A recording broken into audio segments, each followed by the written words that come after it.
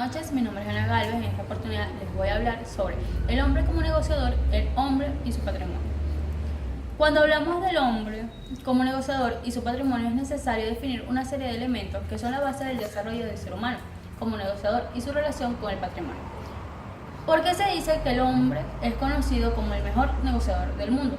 En primer lugar, es necesario hablar de la propiedad, la cual es el derecho o el poder que ejerce el individuo de manera directa o inmediata de un determinado bien objeto. Cada persona en particular tiene el derecho de hacer uso de su propiedad tomando en cuenta las limitaciones impuestas por la ley. La propiedad la podemos dividir esquemáticamente en tres tipos. La primera, por sujeto; la segunda, la división por naturaleza; y la tercera, por objeto. El hombre, como negociador, tiene la potestad de adquirir la propiedad de varias maneras. Una de ellas a través de un título universal y otra manera es a través de un título gratuito. Otro elemento que forma parte de lo que define como el hombre su patrimonio es la posesión de bien u objeto. Este término se define como el control físico o material de una determinada cosa. La posesión es la presunción de la propiedad y la detención material del bien.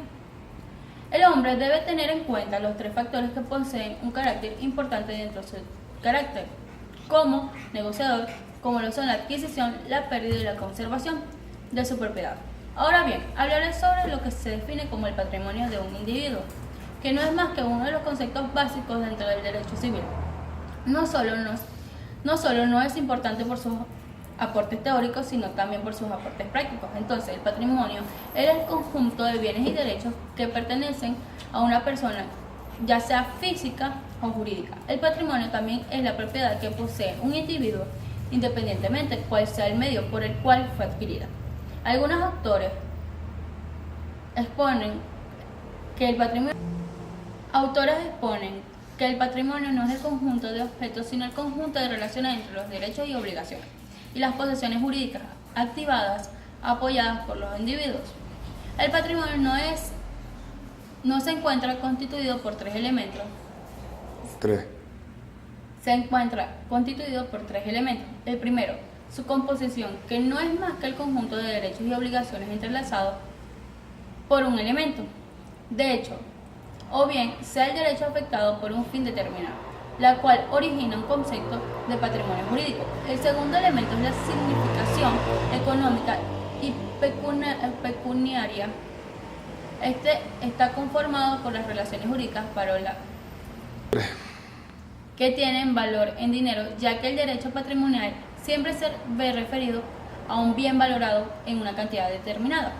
El tercer elemento es la atribución a un titular como centro de sus relaciones jurídicas. Aquí hablamos del hecho de que es necesario que para que sea posible que exista derechos y obligaciones debe existir una persona titular de ellas, ya sea jurídica o persona natural. Es bien dicho que el patrimonio nace con el nacimiento de un individuo, pero por esta razón no es cierto que se extingue por extensión de la persona. Esto ocurre porque el patrimonio es una universalidad existencial transmisible a herederos en el mundo de las personas naturales y en las sociedades colectivas.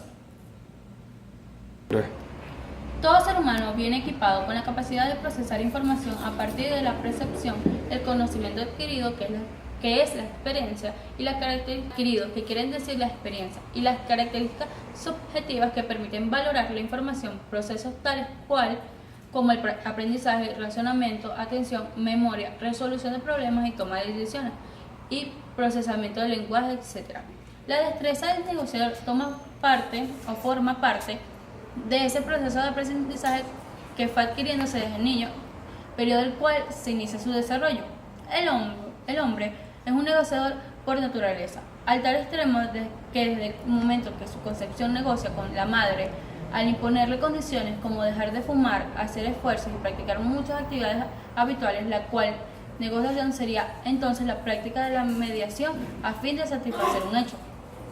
¿Cuáles son las características que deben tener un negociador? Estudia sobre lo que van a negociar. Para negociar es importante tener conocimiento sobre el aspecto que se va a dialogar y sobre por otra parte interesada. Si ésta estudia, tendrás más protagonismo en el intercambio y lograrás mejorar resultados. Busca asesoramiento. Por más que estudies sobre distintos temas, la ayuda de alguien externo especializado en el asunto que vas a negociar puede ser útil porque Dale.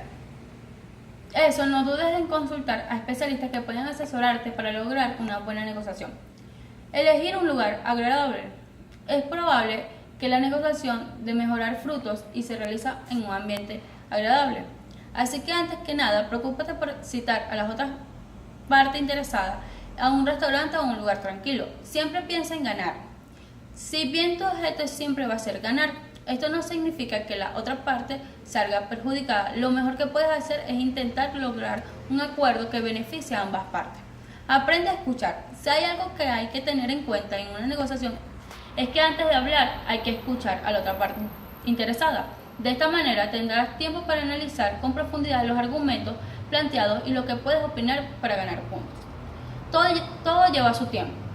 Un buen negociante es aquel que plantea su propuesta gradualmente y solo cuando se solicita lo que haga. Además, sabe darle el lugar adecuado a la otra parte para que opine y exponga sus propuestas. Generar un vínculo. Es un hecho que resulta mucho más sencillo llegar a un acuerdo con alguien con quien tienes cierta empatía que con alguien que nunca habías visto en tu vida.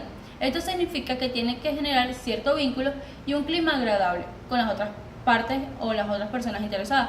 Pero ¿cómo se puede lograr esto? Siendo atento, jovial y divertido. No te olvides de firmar un documento. Si bien es negociable, consiste en palabras, es importante que este acuerdo quede por escrito y sea firmado entre dos o los interesados.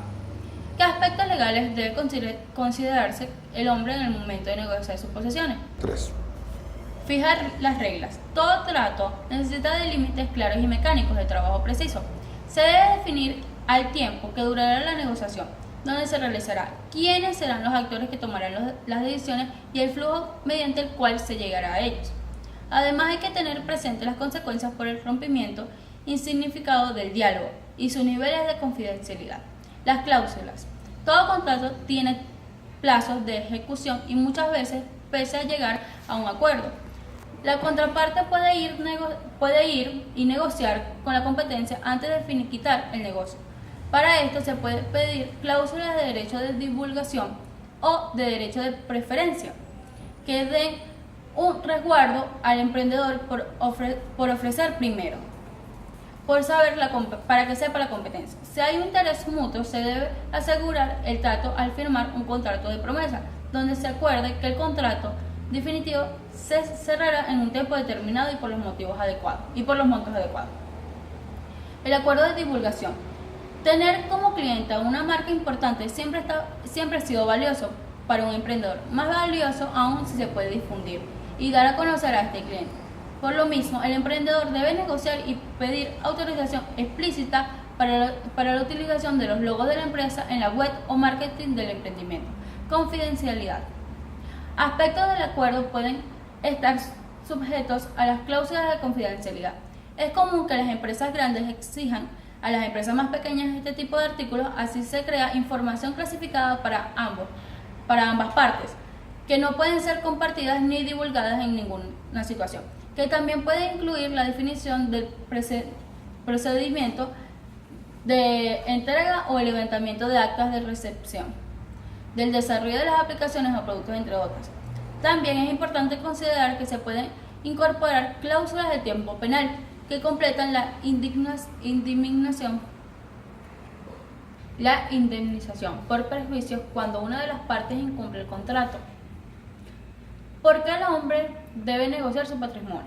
El patrimonio de una persona es el potencial jurídico. Considera de una manera absoluta y libre de todo límite de tiempo y espacio. El patrimonio es el conjunto de los bienes de una persona. Desde este punto, si consideramos el patrimonio pura y sencillamente una masa de bienes, se puede decir que son transmisibles.